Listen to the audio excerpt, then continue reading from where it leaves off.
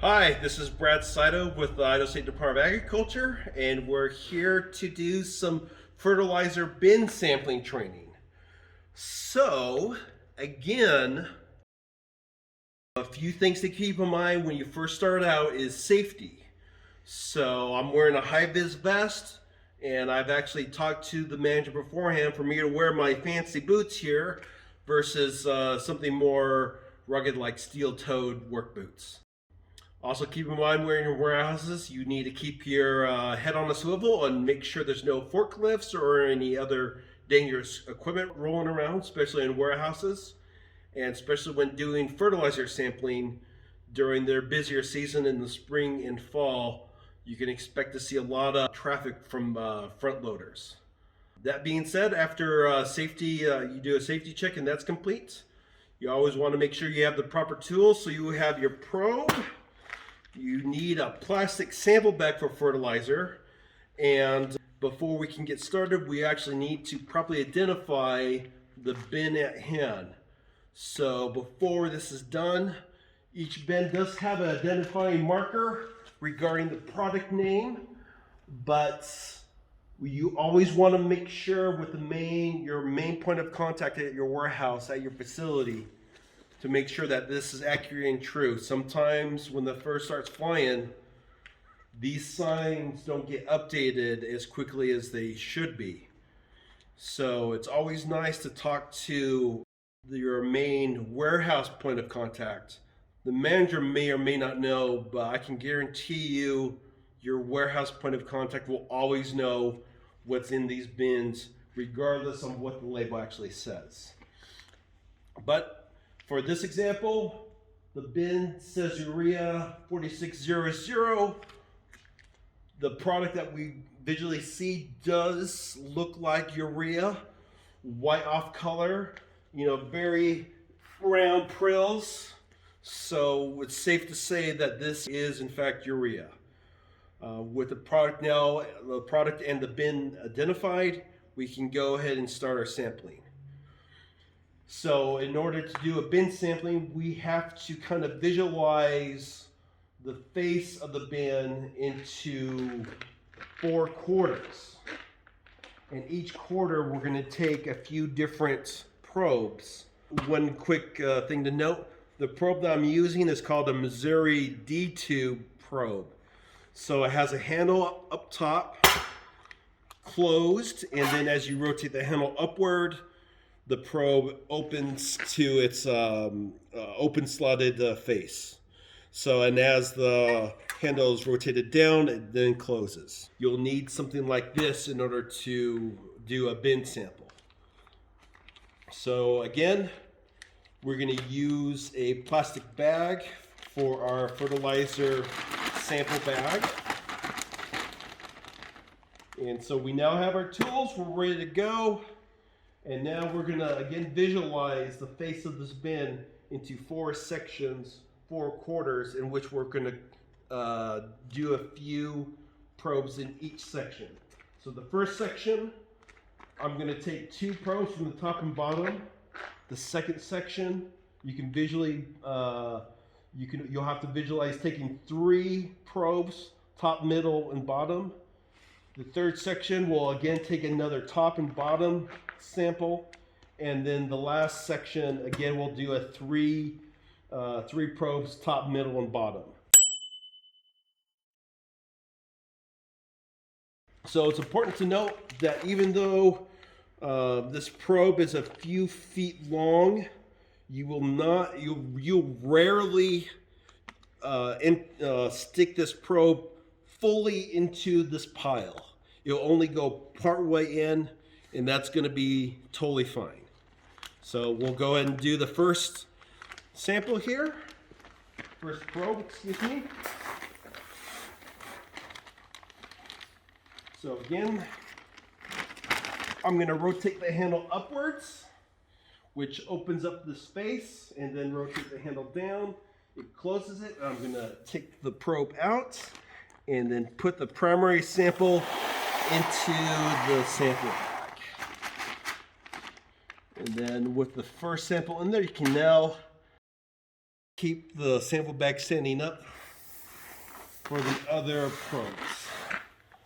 Again, you're going to stick the probe into the pile while it's closed, and then you're going to open up the handle, opening up the face of the trier, and then you're going to close it and then pull the sample out.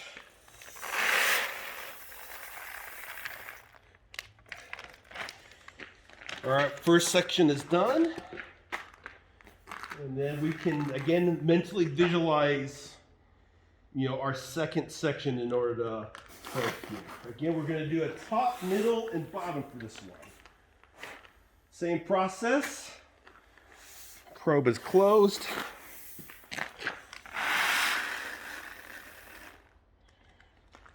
And then we have a middle. Open up the probe, close it.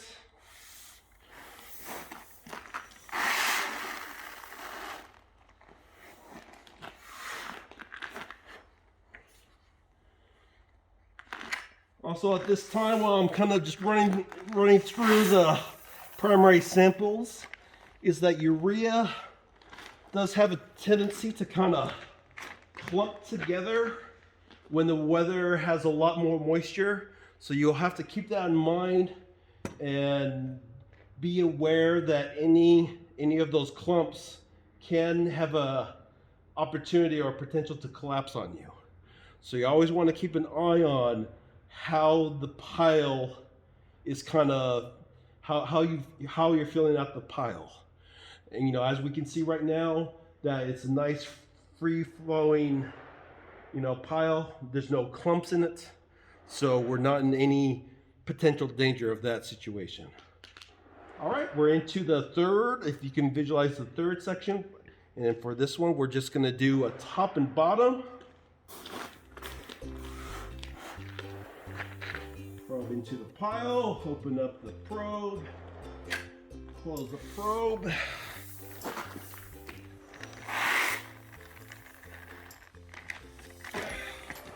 All right, our sample's looking pretty good. And at this time, I'm gonna give you guys take a look at my actual Missouri D2 probe. You notice that there's a certain depth to my probe. I've seen other probes where they're very shallow and they're made out of different metals.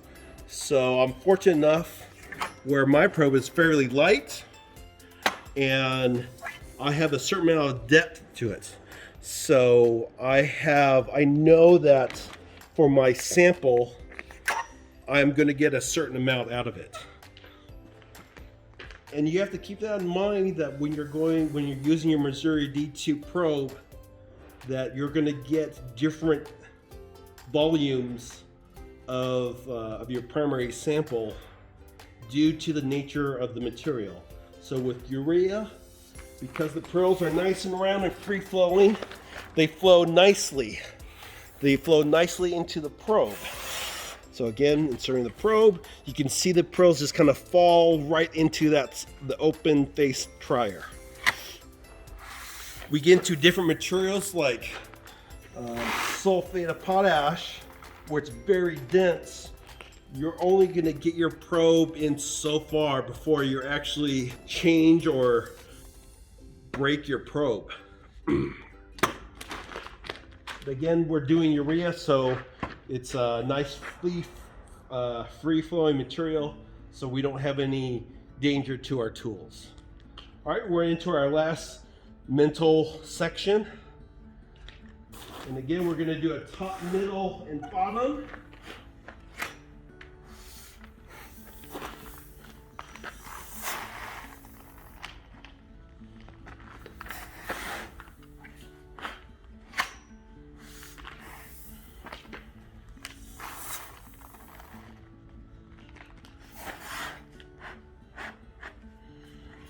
Again, the probe can only go so far, but that's okay. We do what we can do. All right, so that's our 10th core regarding this bin sample. And like all good inspectors, we have to then concern ourselves with chain of custody and securing our sample before we can continue onward. So I'm just going to do a little twist tie on the sample. And we are going to use again our trusty Sharpie marker to identify the product as urea 4600. So now we have our nice sample of this bin. That's how we take fertilizer bin samples.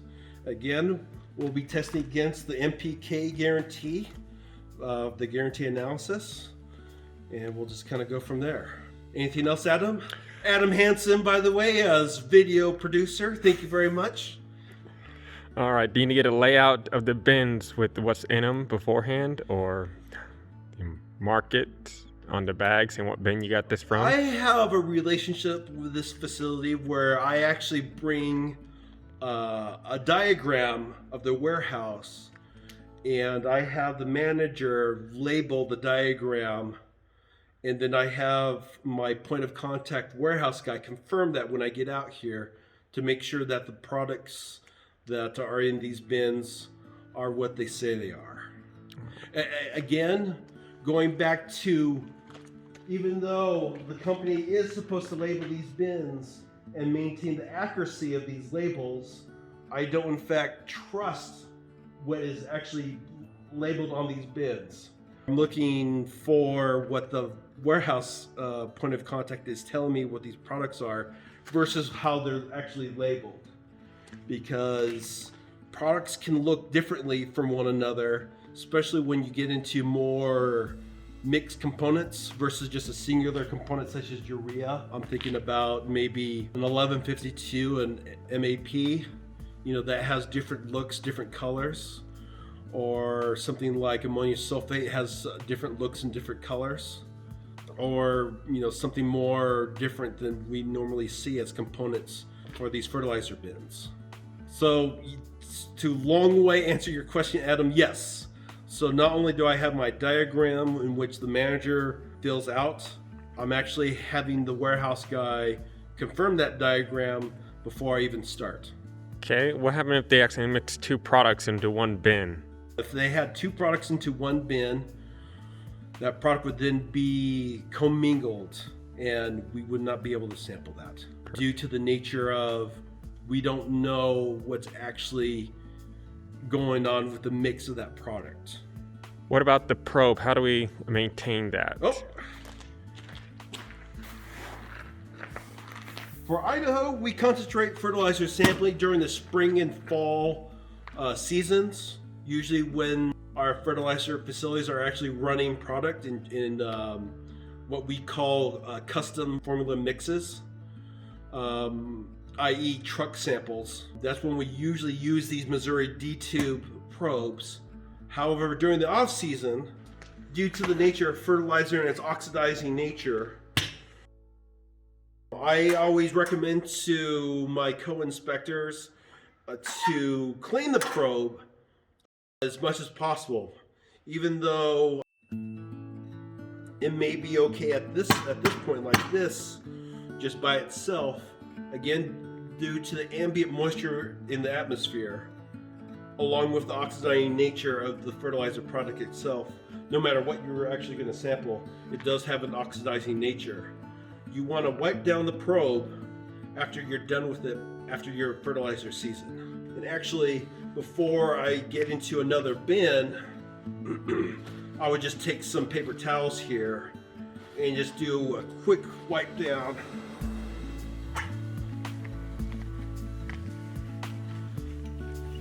The probe. You can see here,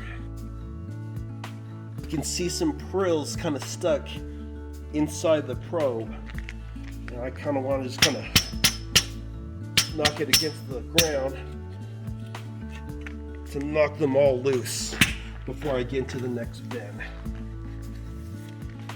But during the off season, you know, I always take some wet cloth.